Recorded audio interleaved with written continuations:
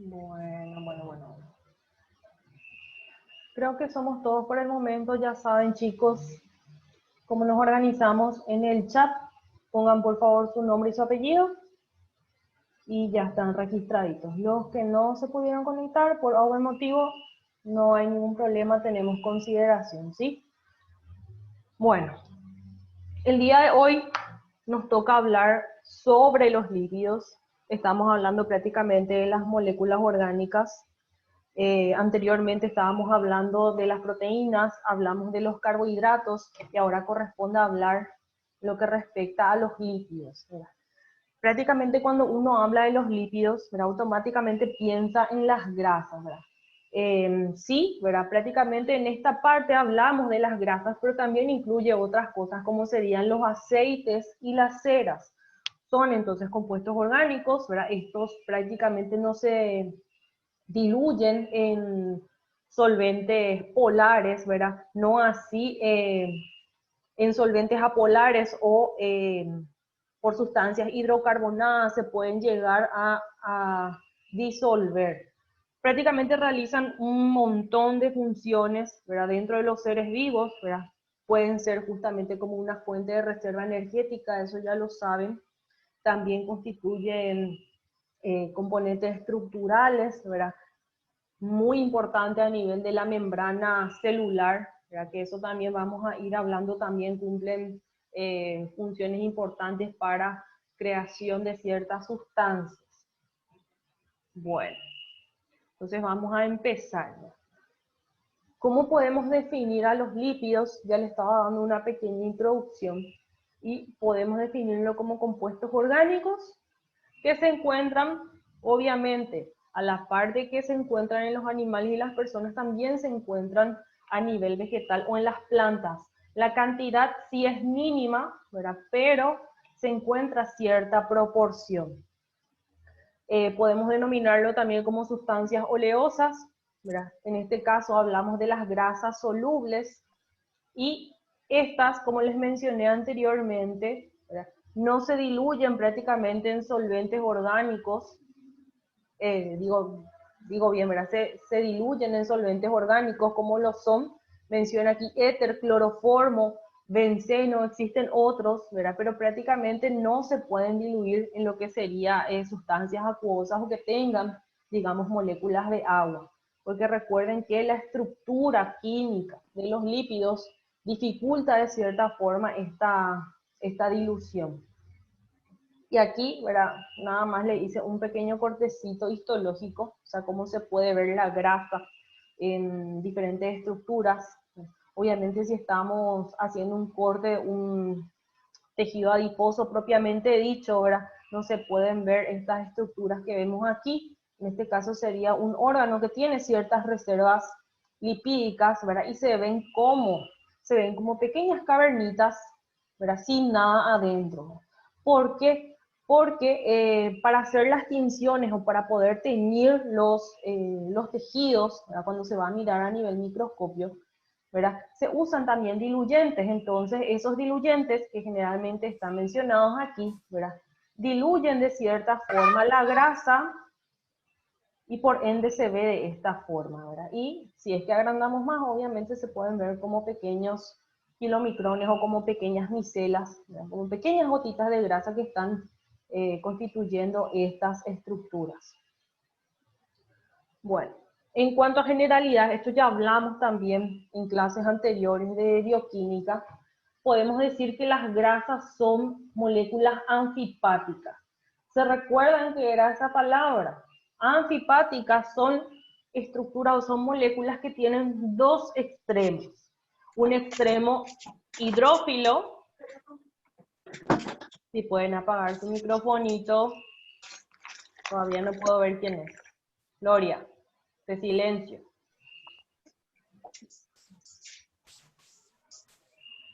Ahí está.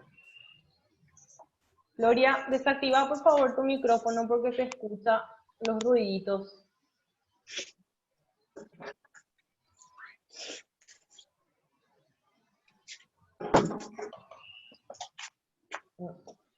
No le puedo silenciar a Gloria un poco.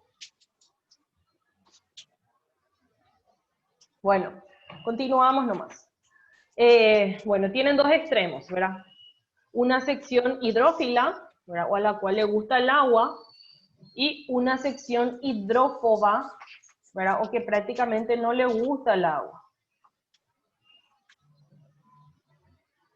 ¿verdad? Y la parte, ¿verdad?, que es hidrófila sería un extremo polar. Recuerden, sustancia polar, ¿verdad?, es una sustancia la cual tiene cierta atracción o cierta predilección por el agua, ¿verdad? Y la parte apolar, ¿verdad?, acuérdense, el solvente polar por excelencia era el agua. La parte hidrofóbica, o la cual no le gusta el agua, ¿verdad?, está prácticamente en este extremo. Entonces tiene un extremo polar, que es hidrófilo, y un extremo apolar, que es hidrofóbico. Esta sería la estructura general, ¿verdad? Pero está más relacionado a lo que son los fosfolípidos, específicamente a nivel, obviamente, de la membrana celular. Esta estructura puede llegar, obviamente, a variar, no solamente puede ser lineal, como mencionamos anteriormente, ¿verdad? Llega a formar ciertas estructuras denominadas micelas, ¿verdad?, que se puede ver aquí, ¿verdad? ¿Por qué? Porque justamente las cabecitas, ¿verdad?, que les gusta el agua, toman la posición más hacia afuera y las colitas hacia adentro. En el caso, por ejemplo, obviamente que derramemos cierta sustancia rica en lípidos, ¿verdad?, en una sustancia que esté compuesta por agua, ¿verdad?, o prácticamente mayoritariamente de agua. Y aquí tenemos el ejemplo de la bicapa lipídica, que es dos capas de lípidos orientados, obviamente, las cabecitas hacia las secciones donde hay líquido. Aquí tenemos el líquido, por ejemplo, extracelular, y el líquido intracelular quedaría de este lado. Y también pueden formar una capa superficial, ¿verdad?, como en el caso que cocinen, por ejemplo, un alimento rico en grasa, o hiervan carne o pollo, lo que sea que tenga mucho tenor graso, entonces dejan reposar eso y se van a dar cuenta que después forman una capa hacia arriba. Me dice, ¿verdad?, que los lípidos tienden a formar monocapas o una sola capa, ¿verdad?, superficial, como mencionamos aquí, las micelas o vesículas cuando entran en contacto con agua. Entonces, por favor, no se olviden que los lípidos son moléculas orgánicas, son anfipáticos, o sea, tienen un extremo polar y un extremo no polar. Generalmente no se diluyen por solventes polares, no así por solventes orgánicos como éter, cloroformo, entre otros. Entonces, para recordar eso. También estos juegan un papel importante, dice, dentro de la nutrición y fisiología. ¿Por qué? Porque justamente funcionan, viene un poquitito de la mano de la reserva energética, ¿verdad? Hay los alimentos, ¿verdad?, ya sea ricos en carbohidratos, ricos en proteínas, ricos en grasas, sirven muchísimo para formar una fuente de reserva energética, digamos, un lugar de energía, ¿verdad?, en el cual se pueden guardar ciertos elementos para los casos de necesidad, ¿verdad? Por ejemplo, cuando un animal o una persona deja de comer por un largo tiempo, se empiezan a utilizar esas reservas orgánicas, ¿verdad? Y prácticamente los lípidos corresponden a la segunda reserva energética, ¿verdad?, a nivel de los monogástricos y a nivel también de las personas, ¿verdad? Primeramente la fuente energética por elección serían los azúcares y posteriormente serían las grasas. Y obviamente constituyen las grasas una fuente principal tanto estructuralmente en ciertos lugares como, por ejemplo, a nivel del sistema nervioso central. Está prácticamente constituido casi en su totalidad por lípidos y obviamente otras sustancias. Y aquí me menciona el colesterol. ¿Por qué menciono el colesterol? Generalmente, ¿verdad?, asociamos al colesterol como una sustancia mala, ¿verdad? No necesariamente es así, sino que se lo necesita también para poder desarrollar cierto tipo de sustancias. Se lo utiliza para la síntesis o el origen, ¿verdad?, de lo que sería la vitamina D, y también a nivel de las hormonas sexuales, ¿verdad? Prácticamente es una molécula esencial, ¿verdad?, que forma parte, obviamente, de lo que estamos hablando del grupo de los lípidos, las grasas, ¿verdad? Y a nivel, obviamente, como por ejemplo las hormonas sexuales, hablábamos prácticamente de las hormonas esteroides, ¿verdad? Las hormonas esteroides, le doy así una leída rapidita, ¿verdad? Esto se da en fisiología 1 y 2, obviamente, ¿verdad? Pero mencionándolo nada más, ¿verdad? Dentro de las hormonas esteroides tenemos, por ejemplo, los progestágenos, ¿verdad? Dentro de los progestágenos hay un montón otra vez de hormonas. Hay una principal, de la que más se habla, la parte de fisiología, la parte de reproducción, que sería la progesterona, ¿verdad? Que ayuda muchísimo para justamente el revestimiento uterino, ¿verdad? Que ayuda para la implantación del óvulo, ¿verdad? Así como también permite que de cierta forma el embarazo, la preñez, siga progresando, ¿verdad? Después también dentro de las hormonas esteroides tenemos a los glucocorticoides, ¿verdad? Ahí mencionamos uno también súper importante que es el cortisol, también se lo denomina hormona del estrés, ¿verdad? Prácticamente esta hormona ayuda a realizar la glucogénesis, también la gluconeogénesis o la formación de azúcares a través de precursores no glucosídicos. También me ayudan a activar la degradación de las grasas a través de la beta oxidación, que vamos a hablar también. Sirve como antiinflamatorio, ¿verdad? Y esta hormona ayuda también en el mantenimiento de la preñez, gracias a un efecto fetal, ¿verdad? A nivel de la madre. Y tiene también un efecto, digamos, negativo en ciertas acciones, porque como si tenemos, por ejemplo, un tambo lechero, ¿verdad? El descenso de la leche se debe justamente a la presencia, por ejemplo, de oxitocina y obviamente también a la prolactina, ¿verdad? Pero estas hormonas se ven inhibidas justamente por lo que sería el cortisol, ¿verdad? El cortisol se puede eliminar en periodos de estrés, o sea, por ejemplo, le tengo a mis vaquitas pastando, lo que sea, ¿verdad? Y le quiero arrear hasta meterle en el tambo, ¿verdad? Para sacar la leche, ¿verdad? Pero ¿qué pasa si yo utilizo guachas, utilizo gritos, utilizo perros, ¿verdad? Se empieza a generar esta hormona o se empieza a producir esta hormona, el cortisol, por ende, me inhibe de cierta forma la liberación de las hormonas que anteriormente les mencioné, que son la oxitocina y la prolactina. O sea, en vez de tener, supongamos, una producción láctea de 14 litros, voy a tener prácticamente la mitad, ¿verdad? Entonces hay que tener en cuenta también eso, ¿verdad? Dentro también de las hormonas esteroides podemos tener a los mineralocorticoides. Ahí mencionamos uno de importancia que sería la aldosterona, que actúa prácticamente a nivel de los túbulos renales, ¿verdad? Específicamente a nivel de la nefrona, que ayuda prácticamente para la reabsorción de sodio y excreción de potasio, ¿verdad? Pero eso ya es otro mundito. También podemos mencionar a los andrógenos, ¿verdad? Ahí tenemos, por ejemplo, la testosterona, que ese sí seguro ya escucharon hablar, que es prácticamente responsable del desarrollo de los caracteres sexuales secundarios masculinos en el caso de los machos. Y tenemos también los estrógenos, ¿verdad? Uno de importancia sería el estradiol también. El estradiol sería el principal, digamos, y se asocia prácticamente al desarrollo de los caracteres sexuales secundarios femeninos o en el caso de las hembras.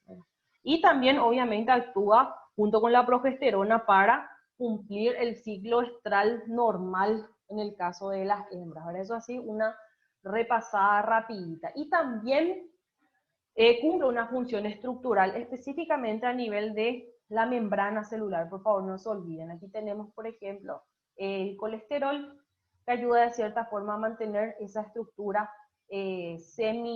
semipermeable a nivel de la membrana celular. Vamos a recordar un poquitito los elementos. Tenemos aquí las proteínas. Proteínas habían de varios tipos. Teníamos las globulares, ¿verdad? Que tienen forma de globo.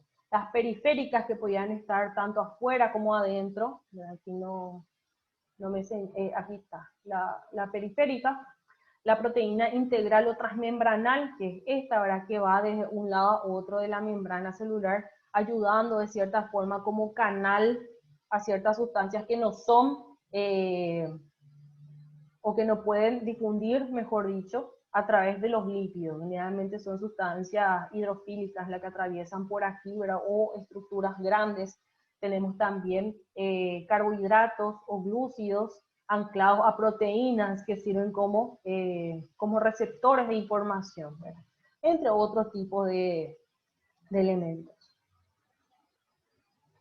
Podemos decir también que los lípidos son un grupo heterogéneo, dice, de sustancias similares entre sí, por sus características de solubilidad. O sea, prácticamente los lípidos tienen diferentes tipos de estructura, obviamente dependiendo de la conformación va a variar su función y el nombre también, pero tienen algo en común, ¿verdad? Que son justamente la dificultad, entre comillas, de poder diluirse en lo que son sustancias, o sea, lo que son las sustancias polares.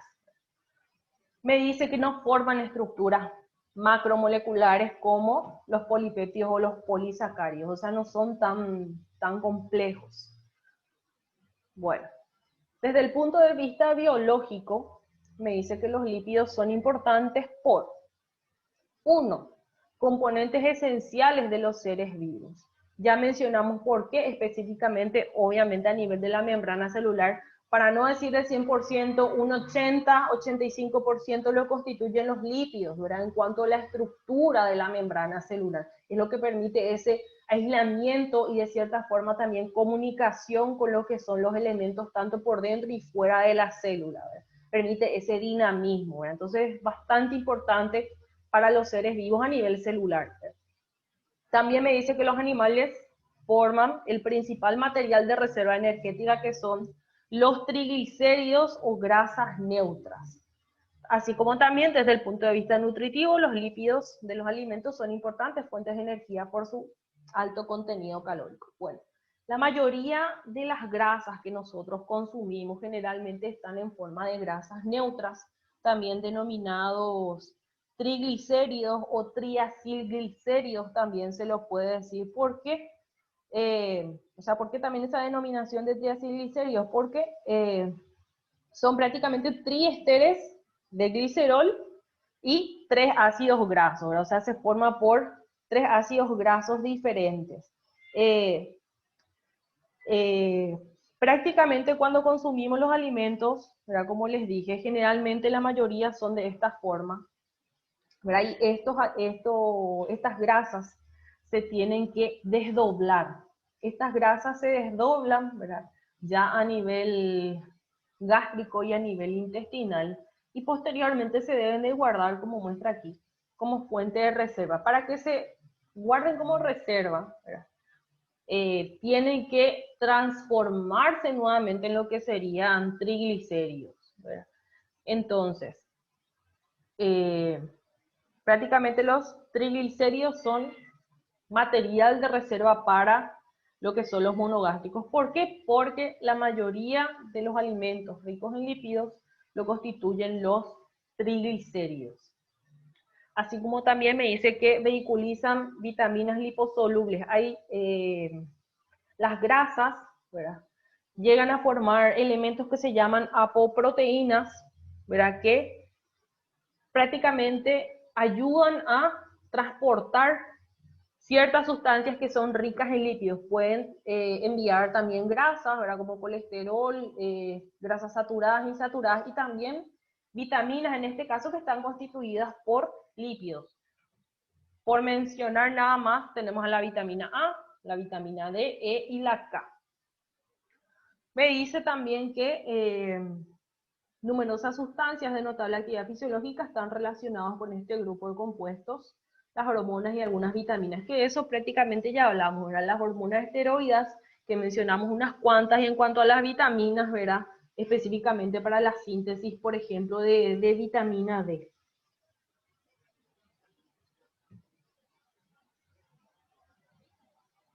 Bueno, aquí es lo que le estaba hablando.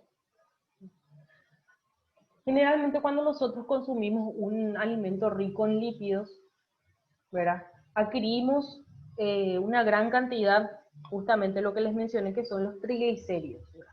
Dice que un 90%, como le dije, ¿verdad? La mayoría, lo constituyen los triglicéridos.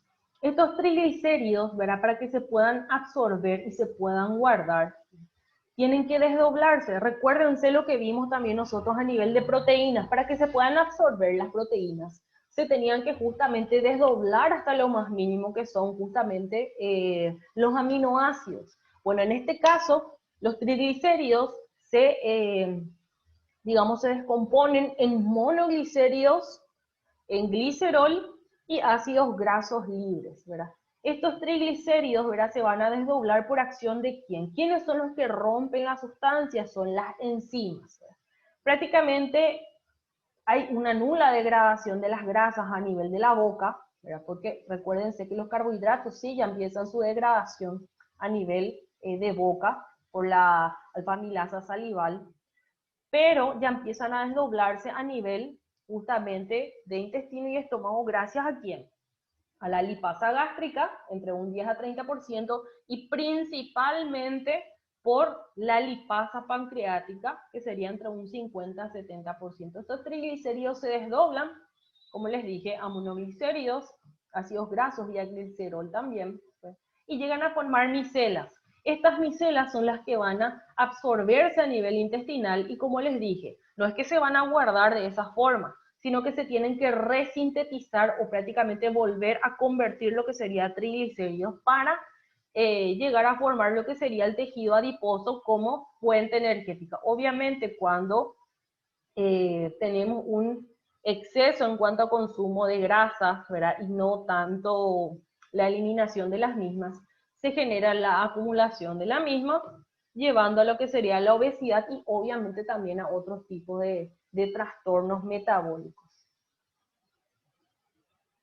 Bueno, en cuanto a los lípidos en los alimentos y forrajes, me dice que la dieta de los animales rumiantes, que son los que rumian, son bajas en lípidos, aproximadamente un 1 a 4%, debido a que, como les mencioné anteriormente, los forrajes tienen un bajo nivel graso. Y prácticamente, ¿por qué? Porque los rumiantes no toleran elevadas proporciones de lípidos. La naturaleza es sabia. Si, por ejemplo, el animal o la persona o lo que sea no tolera algo, obviamente, no es que, por ejemplo, es un herbívoro, ¿verdad? Y en este caso, por ejemplo, no tolera grasa y no es que al ser herbívoro va a empezar a comer carne, ¿verdad? Obviamente, cada lugar con su camino. Si no tolera la grasa, entonces obviamente tiene que consumir un alimento que sea prácticamente bajo o nulo en grasa, ¿sí? Lo cual son los forrajes, ¿verdad? ¿Y por qué en este caso los rumiantes no toleran? Porque no son una fuente energética para ellos, específicamente para los microorganismos. ¿Cuáles eran la fuente de energía para los microorganismos? Eran los carbohidratos, recuérdense. Para los rumiantes son los ácidos grasos volátiles. Pero me van a decir, bueno, come forraje, ¿verdad? ¿Y por qué es tan gordo? ¿Por qué llega a acumular tanta grasa? Justamente porque aparte de darle forrajes, se le da balanceado, se le da alimento granulado que generalmente tiene un porcentaje altísimo de grasas y también obviamente de proteínas, pero influye mucho. Hay que hacer, obviamente, cuando tenemos una explotación ganadera, hay que hacer un balance entre lo que sería la parte de forraje, la parte de granos y la parte de balanceado. Y eso obviamente también se estudia en la parte de veterinaria, pero van a tener un poquitito más adelante. Bueno, en cuanto a las funciones de las grasas en los animales, tiene varias. Para mencionar algunas, ¿verdad? Tenemos, por ejemplo, la producción de energía. Me dice que la mayor parte de la grasa de la mayoría de los animales se oxida para generar ATP o adenosín trifosfato que impulsa los procesos metabólicos. O sea, la grasa me ayuda de cierta forma para generar la molécula energética, ¿verdad?, para poder desarrollar otro tipo de funciones celulares y estructurales.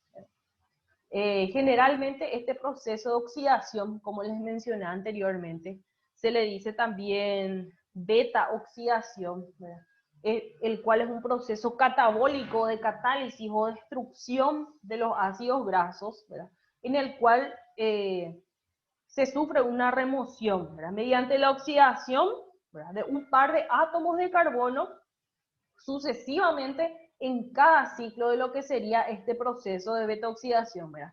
Hasta que prácticamente el ácido graso se va a descomponer por completo en forma de moléculas que serían la acetilcoenzima A. La acetilcoenzima A prácticamente influye mucho también en cuanto a la producción de cuerpos cetónicos, ¿verdad?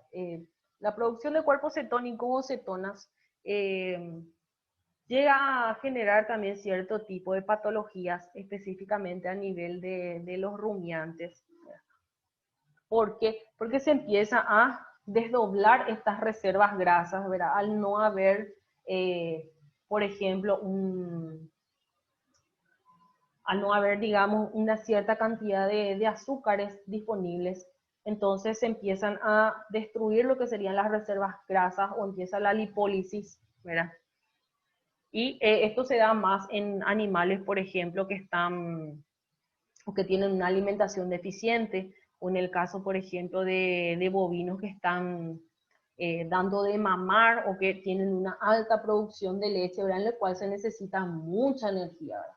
Y al no obtener esa energía o prácticamente esa energía que se obtiene es poca, como bien saben en este caso, es a través de los azúcares que contienen las pasturas, entonces utiliza las reservas grasas y el desdoblamiento de estas reservas grasas es lo que llega a producir la acetilcoenzima A, que posteriormente obviamente me va a producir un proceso de descarboxilación.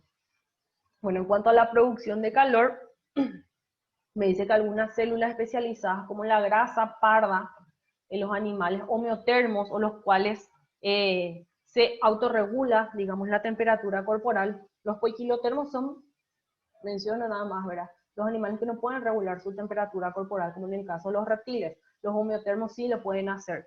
Entonces, en este tipo, ¿verdad? Se oxidan los triglicéridos para producir calor, pero no llega a formar en este caso ATP. Y ocurre solamente en los recién nacidos, los cuales es súper importante. ¿Verdad? Para ellos no es importante generar reservas energéticas, ¿verdad? ¿Por qué? Porque prácticamente no realizan mucho tipo de actividad, ¿verdad?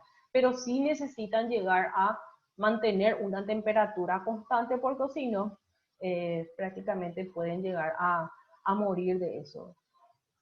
También sirve como aislamiento, ¿verdad? Los animales que viven en un entorno frío, me dice que las células adiposas que están en subcutáneo por debajo de la piel actúan también de cierta forma como aislante. Por eso también las personas, ¿verdad?, que son más delgadas tienden a sentir mucho más el frío que las personas que tienen una cierta capa grasa, ¿verdad? Pero es algo fisiológico, ¿verdad? Bueno, y aquí les puse nada más para explicarles un poquitito cómo ocurre el proceso de generación de ATP, ¿verdad? Que, como les dije, ocurre por el proceso de beta-oxidación, ¿verdad? En este caso, dijimos que prácticamente, ¿verdad?, va a haber un desdoblamiento, una ruptura prácticamente de los ácidos grasos, ¿verdad? Y prácticamente va a haber un desdoblamiento de los mismos en cada carbonito, ¿verdad? Al romperse esas estructuras, ¿verdad?, esa energía que se desprende de esa reacción de oxidación es lo que me da lugar al ATP. Y aquí mencionamos otra vez el ciclo de Krebs, así que si le pueden dar una leidita estaría genial. No entro mucho en este tema porque esto vamos a hablar específicamente en la parte de digestión. Bueno, en cuanto a la clasificación, hay varias clasificaciones, ¿verdad? Una me habla según la complejidad de la molécula. Entonces, aquí tenemos a los simples, mencionamos como los acilgliceroles, tenemos también las ceras, y dentro de los complejos, ¿verdad?, que son prácticamente los de mayor importancia, tenemos a los fosfolípidos, a los glicolípidos y las lipoproteínas. Entre las sustancias asociadas a los lípidos se consideran diversos compuestos, ¿verdad? Hay también sustancias que se pueden llegar a anclar a los lípidos, y aquí tenemos a los esteroles, a los terpenos y también las vitaminas liposolubles que vamos a ir hablando en las diapositivas siguientes.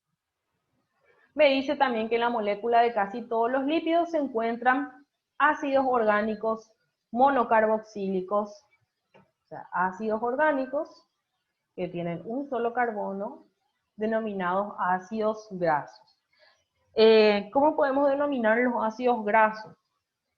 Vamos a decir que es una biomolécula, obviamente estamos hablando de lípidos, o sea, de naturaleza lipídica, que está formado de cierta forma por una cadena hidrocarbonada, pero sería lineal. Esta cadena puede ser de cualquier tipo de longitud o de diferente longitud, o también dependiendo obviamente el número de átomos de carbono, pero en un extremo tiene un grupo carboxilo, en este caso son prácticamente ácidos orgánicos de cadena larga, y prácticamente cada átomo de carbono se va a unir al que está al lado, al que está adyacente, por medio de un enlace que se denomina covalente, ¿verdad? O prácticamente por compartición de electrones, ¿verdad? Este tipo de enlace puede ser simple o puede ser doble. También tenemos otra agrupación, otra clasificación de los lípidos. Podemos clasificarlo como aceites, grasas y ceras, fosfolípidos y los esteroides. Los aceites, grasas y ceras tienen estructura similar y tienen carbono, hidrógeno y oxígeno solamente. Dentro de los fosfolípidos dice que son estructuralmente similares a los aceites, pero tienen fósforo y nitrógeno aparte de carbono, hidrógeno y oxígeno. Y en el caso de los esteroides se tiene prácticamente anillos fusionados. Otra clasificación que podemos tener sería de acuerdo a sus enlaces. Si es que recuerdan, en la escuela hablábamos de los saturados e insaturados, ¿verdad? Aquí mencionamos como ácidos grasos saturados e insaturados.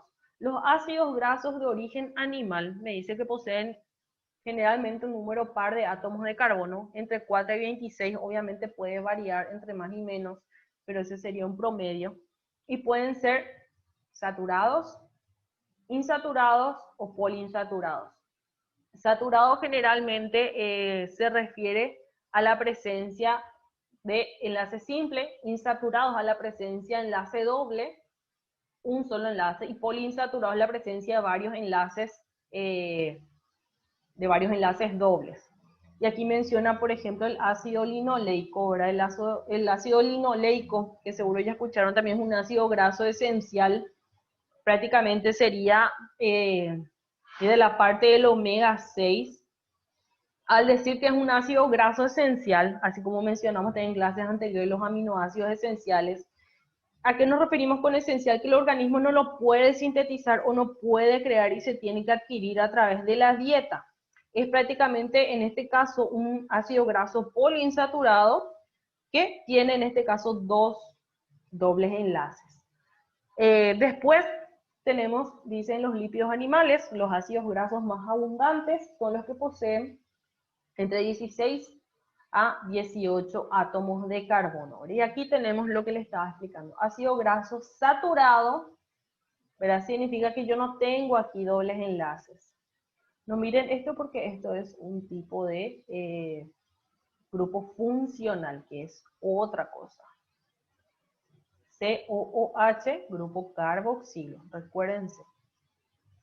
Ácido graso insaturado, aquí tenemos la presencia de un doble enlace. Aquí tenemos un ácido graso y aquí tenemos otro ácido graso. Y la unión de estos dos por un enlace covalente, y en este caso tiene un lugarcito al cual se puede anclar otra sustancia, por lo tanto en este caso va a ser insaturado.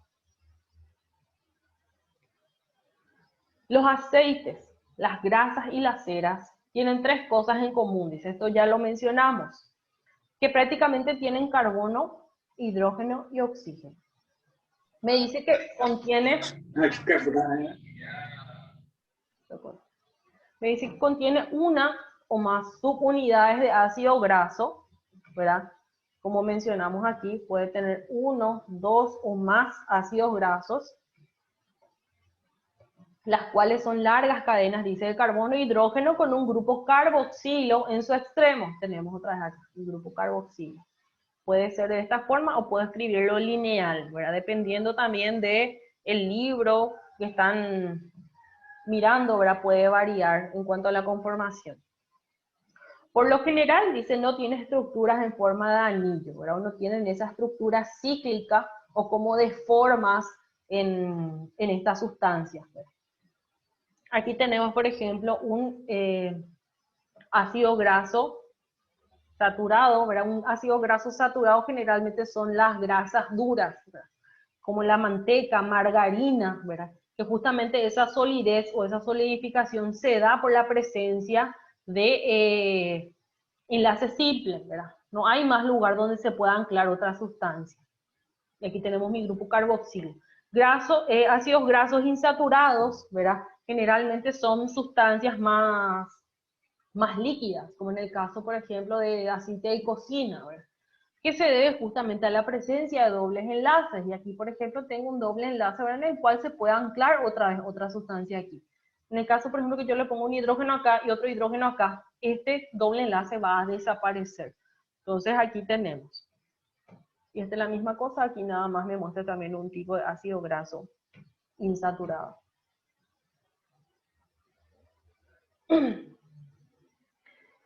Bueno, me dice que las grasas y los aceites se forman mediante una síntesis por deshidratación a partir de 3 unidades de ácidos grasos con una molécula de glicerol. O sea, las grasas y los aceites se forman por un proceso químico que significa deshidratación o hidrólisis. Recuérdense que es desprendimiento de una molécula de agua. A partir de quien se tienen que unir 3 ácidos grasos y una molécula de glicerol.